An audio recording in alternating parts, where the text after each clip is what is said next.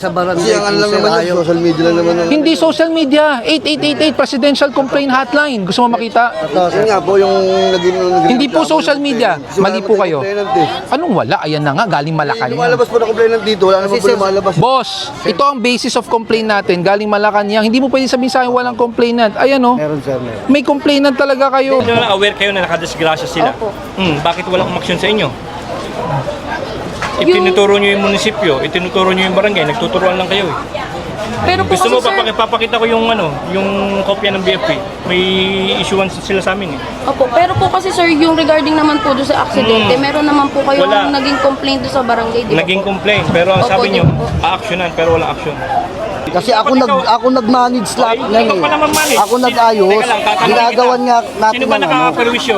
Hindi, oo nga mga kabataan. Kaya ito, pumunta ako ng barangay para ayusin Dapat yung pinatawag mo. nangyari. Hindi, tinatawag kita sa Bakit barangay. walang dumarating sa akin? Di ba? Oh, ganito. Yes po. Gusto niyo bang mas maayos? Oh, paglalaanan ko kayo ng effort. Magpatawag kayo, dadating ako para may katibayan kung sino pumunta at hindi pumunta. Sige sir, wala Oo. akong problema.